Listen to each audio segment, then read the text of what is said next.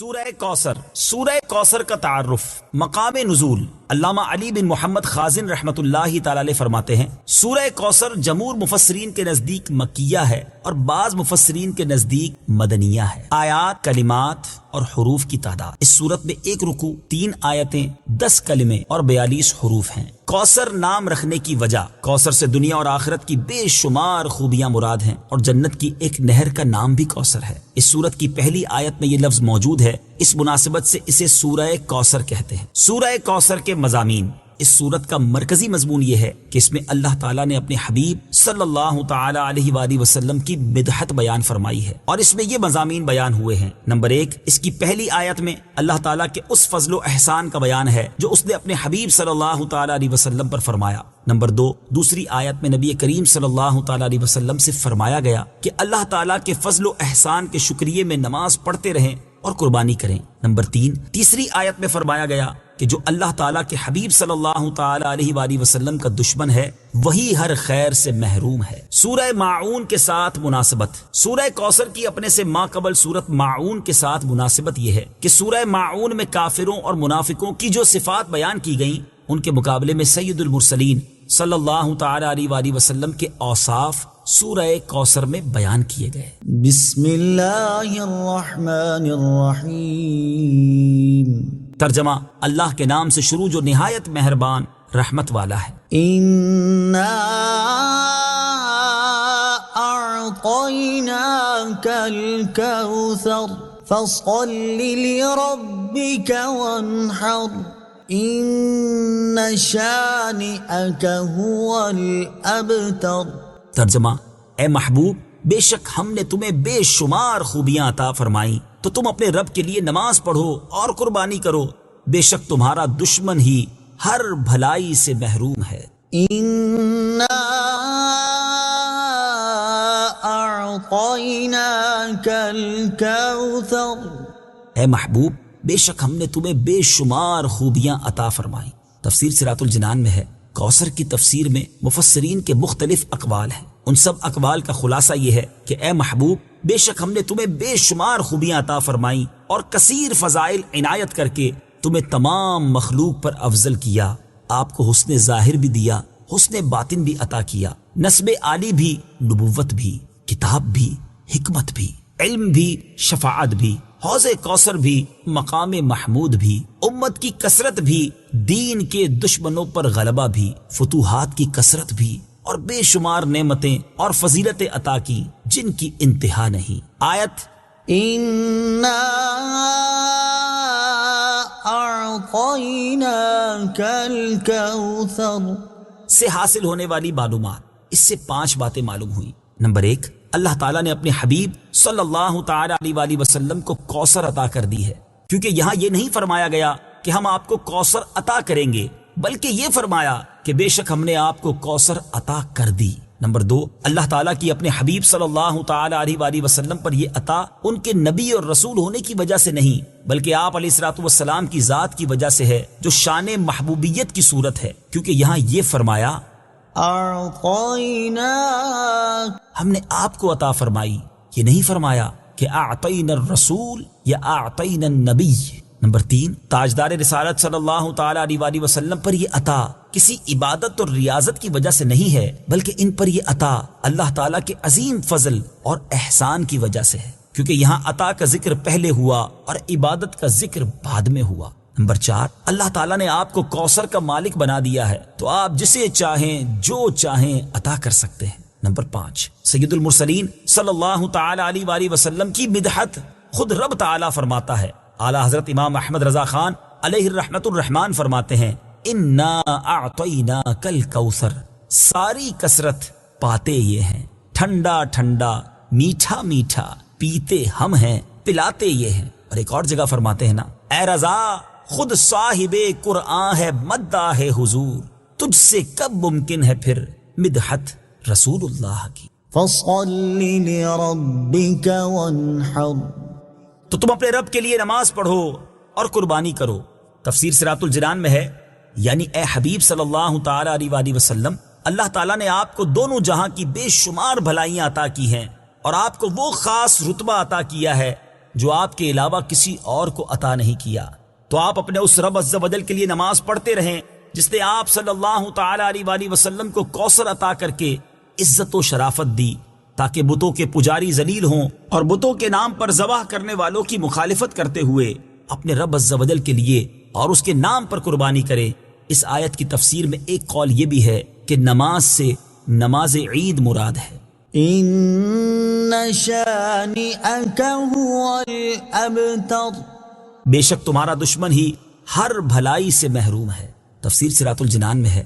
شان نزول، جب سید المرسلین صلی اللہ تعالی علیہ وآلہ وسلم کے فرزند حضرت قاسم کا وصال ہوا تو کفار نے آپ کو ابتر یعنی نسل ختم ہو جانے والا کہا، اور یہ کہا کہ اب ان کی نسل نہیں رہی، ان کے بعد اب ان کا ذکر بھی نہ رہے گا اور یہ سب چرچا ختم ہو جائے گا۔ اس پر یہ سورہ کریمہ نازل ہوئی اور اللہ تعالیٰ نے ان کفار کا بالغ رد فرمایا، اور اس آیت میں ارشاد فرمایا کہ اے حبیب صلی اللہ تعالی علیہ وآلہ وسلم، بے شک تمہارا دشمن ہی ہر بھلائی سے محروم ہے، نہ کہ آپ، کیونکہ آپ کا سلسلہ قیامت تک جاری رہے گا، آپ کی اولاد میں بھی کثرت ہوگی اور آپ کی پیروی کرنے والوں سے دنیا بھر جائے گی۔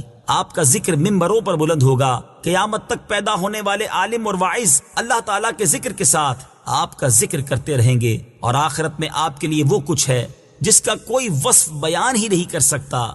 تو جس کی یہ شان ہے وہ ابتر کہاں ہوا، بے نام و نشان اور ہر بھلائی سے محروم تو آپ کے دشمن ہیں۔ اعلیٰ حضرت امام احمد رضا خان رحمۃ اللہ تعالی علیہ اس سورت کی تفسیر بیان کرتے ہوئے فرماتے ہیں، عاص بن وائل شقی نے جو صاحبزادہ سید المرسلین صلی اللہ تعالی علیہ وآلہ وسلم کے انتقال پرملال پر حضور کو ابتر یعنی نسل بریدہ کہا، حق تعالی نے فرمایا إنا أعطيناك الكوثر، بے شک ہم نے تمہیں خیر کثیر عطا فرمائی، کہ اولاد سے نام چلنے کو تمہاری رفعت ذکر سے کیا نسبت، کروڑوں صاحب اولاد گزرے جن کا نام تک کوئی نہیں جانتا، اور تمہاری ثنا کا ڈنکا تو قیامت تک اکناف عالم اور اطراف جہاں میں بجے گا، اور تمہارے نام نامی کا خطبہ ہمیشہ ہمیشہ اطباق فلک آفاق زمین میں پڑھا جائے گا۔ پھر اولاد بھی تمہیں وہ نفیس و طیب عطا ہوگی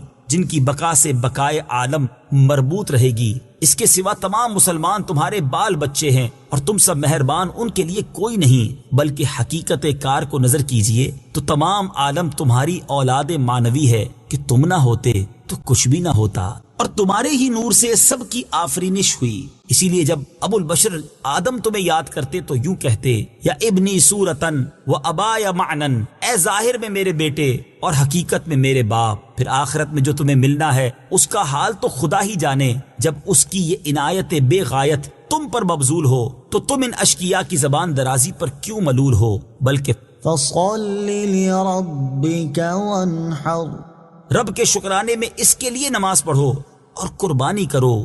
إن شانئك هو الأبتر، جو تمہارا دشمن ہے وہی نسل بریدہ ہے، کہ جن بیٹوں پر اسے ناز ہے یعنی عمرو و حشام رضی اللہ تعالی عنہما، وہی اس کے دشمن ہو جائیں گے، اور تمہارے دین حق میں آ کر بوجہ اختلاف دین اس کی نسل سے جدا ہو کر تمہارے دینی بیٹوں میں شمار کیے جائیں گے۔ پھر آدمی بے نسل ہوتا تو یہی صحیح کہ نام نہ چلتا، اس سے نام بد کا باقی رہنا 1000 درجے بدتر ہے۔ تمہارے دشمن کا ناپاک نام ہمیشہ بدی و نفرین کے ساتھ لیا جائے گا، اور روز قیامت ان گستاخیوں کی پوری سزا پائے گا، والعیاذ باللہ تعالی۔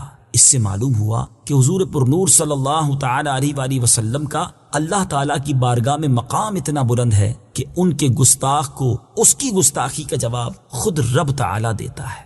نبی پاک علیہ الصلوۃ والسلام نے ارشاد فرمایا، کیا تم میں سے کوئی اس سے عاجز ہے کہ وہ رات میں قرآن مجید کا تہائی حصہ پڑھ لے؟ صحابہ کرام علیہ رضوان کو یہ بات مشکل معلوم ہوئی، انہوں نے عرض کی، یا رسول اللہ صلی اللہ تعالی علیہ وسلم، ہم میں سے کون اس کی طاقت رکھتا ہے؟ آپ علیہ الصلوۃ والسلام نے ارشاد فرمایا، سورہ اخلاص تہائی قرآن کے برابر۔ واہ، ایک دفعہ پڑھو تہائی قرآن کا سبق، 1/3 آف قرآن کے برابر۔ اٹ مینز اگر آپ 3 بار سورہ اخلاص پڑھ لیں، اتنی اللہ کی رحمت ہے کہ پورے قرآن کا ثواب مل جائے گا۔ الحمدللہ رب العالمین، والصلاة والسلام على سید المرسلین، اما بعد فاعوذ باللہ من الشیطان الرجیم، بسم اللہ الرحمن الرحیم۔ پڑھیے، الصلاة والسلام علیک یا رسول اللہ وعلی آلک واصحابک یا حبیب اللہ، الصلاة والسلام علیک یا نبی اللہ وعلی آلک واصحابک یا نور اللہ۔ حکایت الصالحین نامی کتاب ہے اور اس میں ایک بڑا ہی ایمان افروز واقعہ موجود ہے جو آج میرے بیان کا موضوع بھی ہے۔ ذرا توجہ سے آپ سب نے بیان کو سننا ہے۔ حضرت ذوالنون مصری رحمۃ اللہ تعالی علیہ ایک روز نیل کے ساحل کی طرف تشریف لے گئے۔ اس وقت آپ بڑی گہری سوچ میں مگن تھے۔ اچانک آپ نے ایک بہت بڑے بچھو کو دیکھا کہ تیزی سے وہ ساحل کی طرف جا رہا ہے۔ آپ اس کی طرف متوجہ ہوئے کہ اتنا بڑا بچھو اور یہ پانی کی طرف کیوں جا رہا ہے۔ آپ بھی پیچھے پیچھے گئے تو آپ نے دیکھا کہ دریا میں سے ایک مینڈک نکلا اور وہ بچھو اس مینڈک پہ سوار ہو گیا اور مینڈک تیرنے لگ گیا۔ آپ حیران ہو گئے کہ یہ تو کوئی راز کی بات لگتی ہے، بچھو اور مینڈک کی دوستی تو نہیں ہوتی، یہ تو ایسا لگتا ہے کہ اس کے لیے سواری کا انتظام کیا گیا ہے اور یہ دریا پار کرانے کا نظام بنایا گیا ہے۔ آپ کو بڑا تجسس ہوا، آپ بھی دریا پار کر کے دوسری طرف پہنچ گئے۔ مینڈک نے کیا کیا، اس بچھو کو اگلے کنارے پر اتار دیا۔ اب بچھو پھر چلنے لگا، آپ پیچھے جانے لگے۔ حضرت ذوالنون مصری رحمۃ اللہ تعالی دیکھتے ہیں کہ تھوڑا آگے گئے تو ایک شخص زمین پر مدہوش پڑا ہوا ہے، بے ہوش۔ اس کے سینے پر ایک بہت بڑا اژدہا، بہت بڑا سانپ اسے ڈسنے کے لیے تیار ہے۔ اس بندے کو پتہ ہی نہیں وہ بے ہوش پڑا ہوا ہے، مگر اس بچھو نے رائٹ ٹائم اچانک وہاں پہنچ کر اس سانپ کو ڈنک مارا اور اس بندے کی حفاظت کا انتظام کیا۔ وہ سانپ وہیں پر مر گیا اور بچھو واپس چلا گیا۔ حضرت ذوالنون مصری حیران کہ مالک یہ تیرے عجب راز ہیں، اس بے ہوش بندے کو تو پتہ ہی نہیں ہے کہ اس کی حفاظت کے لیے تو نے انتظام کیا کیا ہے۔ لیکن حضرت ذوالنون مصری رحمۃ اللہ تعالی علیہ سب کہتے ہیں کہ میں سمجھ گیا کہ یہ بندہ ہے بہت بڑی چیز، اللہ کا بڑا نیک بندہ ہے کہ اس کی حفاظت کے لیے رب نے دوسرے علاقے سے بچھو بھیجا جس نے سانپ کو ڈسنے سے روک لیا، حالانکہ بندہ بے ہوش پڑا تھا۔ آپ نے سوچا کہ میں اس بندے کے پیری چوم لیتا ہوں، اتنا بڑا اللہ کا ولی ہے، بے ہوش ہے۔ وہ جیسے ہی قریب ہوئے نا تو آپ کو اس بندے کے منہ سے شراب کی بدبو آئی۔ آپ حیران ہو گئے کہ شرابی، گناہ گار، اور اس کی حفاظت کا ایسا انتظام۔ اللہ اکبر۔ ابھی آپ پریشان ہی تھے کہ آپ کو غیب سے آواز آئی، اے ذوالنون حیران کیوں ہوتا ہے، یہ بھی ہمارا ہی بندہ ہے۔ اگر اللہ صرف نیکوں کی حفاظت فرمائے گا، اگر نیکو کاروں کی ہی رب حفاظت فرمائے گا تو اے ذوالنون گناہ گاروں کی حفاظت کون کرے گا؟ ہائے ہائے۔ حضرت ذوالنون نے جب یہ سنا تو آپ وجد میں آ گئے، آپ کی کیفیت ہی بدل گئی۔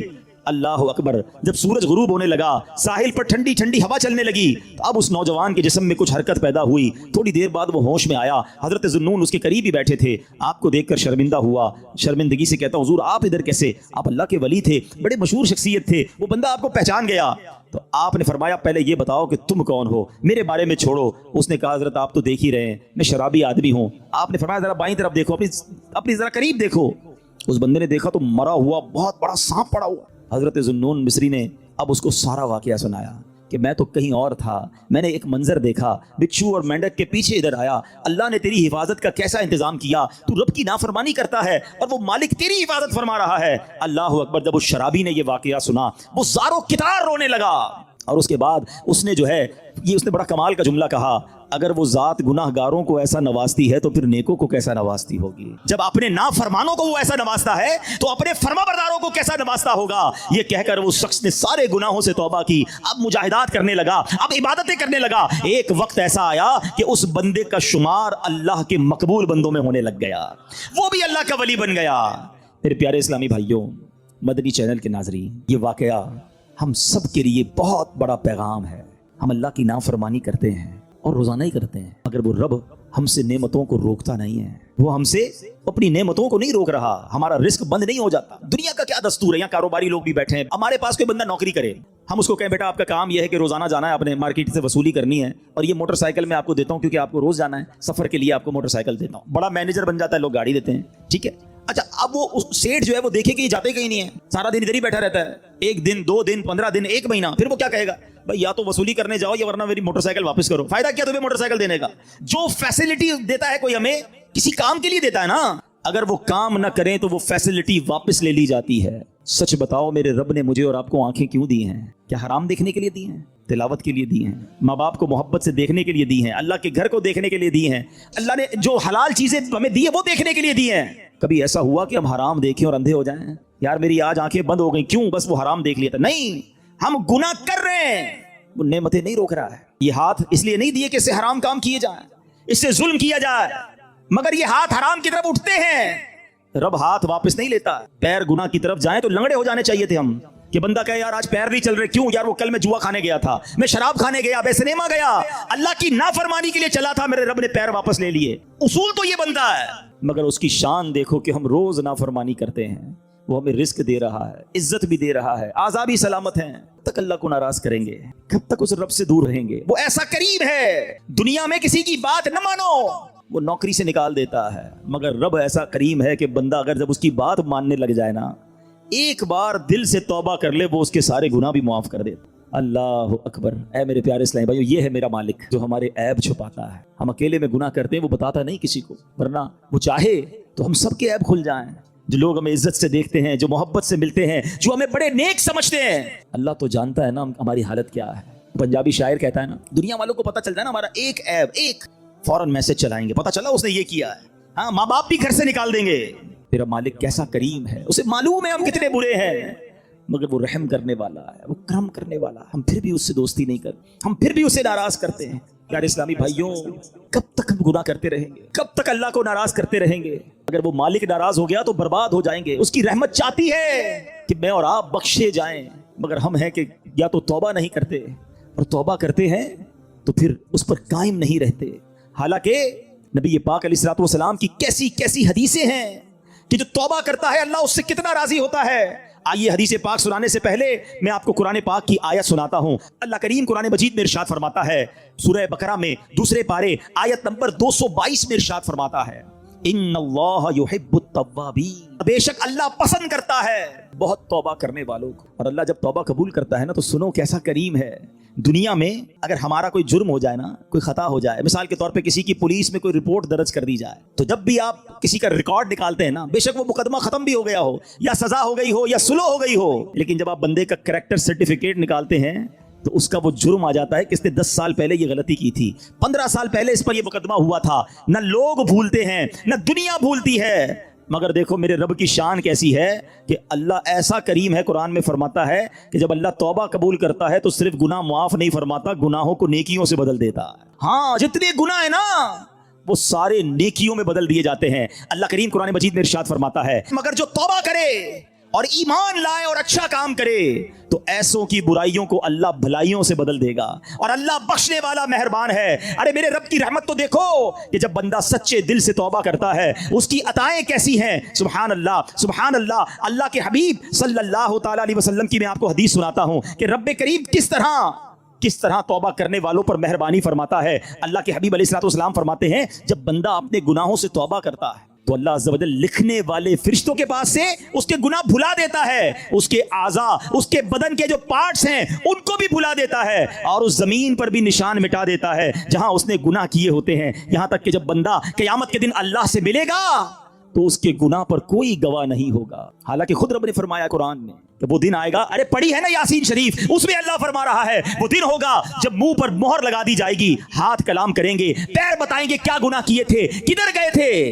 اگر توبہ نہیں کرو گے تو پھر بچ نہیں پائیں گے, لیکن اگر توبہ کر لیتے ہیں, اللہ سے دوستی کر لیتے ہیں, اللہ کو راضی کر لیتے ہیں, تو وہ ایسا کریم ہے کہ وہ پچھلے سارے گناہوں کو معاف کر دیتا ہے. ہم پھر کیوں اللہ کی نافرمانی کریں؟ ارے دنیا کا دستور کیا ہے, کوئی ہمارے ساتھ بھلائی کرتا ہے, ہم کیا کہتے ہیں, نہیں یار اس کو ناراض نہیں کرنا ہے, اس نے مجھے نوکری دلائی تھی, اس کو ناراض نہیں کرنا ہے, اس نے مجھے قرضہ دیا تھا, نہیں یار اس کو تو بالکل بھی ناراض نہیں کرنا ہے, مشکل وقت میں میرے کام آیا تھا, دنیا میں ایک کوئی احسان کر دے, تم کہتے ہو وہ ناراض نہیں ہونا چاہیے. جو صبح و شام رب احسان کر رہا ہے اس کی ناراضگی کا کوئی خوف نہیں کہ وہ ناراض نہ ہو جائے, میرا مالک مجھ سے ناراض نہ ہو جائے. سنو, توبہ کرنے والے کس قدر اللہ کو پسند ہیں. اللہ کے حبیب علیہ الصلوۃ والسلام فرماتے ہیں, ابن ماجہ کی حدیث ہے, کل بنی آدم خطاء, آقا فرماتے ہیں سارے انسان خطا کار ہیں, غلطیاں تو سب سے ہو جاتی ہیں, مگر فرمایا وخیر الخطائین التوابون, فرمایا خطا کاروں میں بہتر وہ ہیں جو توبہ کر لیتے ہیں.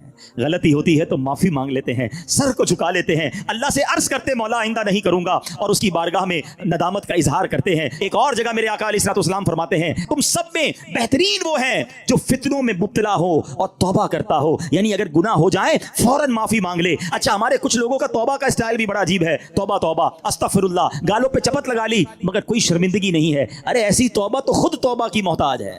توبہ دل سے ہوتی ہے, توبہ شرم کے ساتھ ہوتی ہے, توبہ ندامت کے ساتھ ہوتی ہے, اور جب ندامت کے ساتھ بس ایک لمحے کی توبہ ہونا, اللہ پچھلے سارے گناہ معاف کر دیتا ہے. صرف معاف نہیں فرمائے گا, وہ تمہارے گناہوں کو بھی نیکیوں سے بدل دے گا. اب ہم توبہ میں کیوں تاخیر کریں, کیوں اس سے دوستی نہ کر لیں؟ اے میرے پیارے اسلامی بھائیوں, توبہ کی تو کیا شان ہے. آؤ میں اللہ کی رحمت کا ایک اور واقعہ سناتا ہوں. مکاشفۃ القلوب میں امام غزالی علیہ رحمۃ اللہ الوالی نے یہ واقعہ لکھا.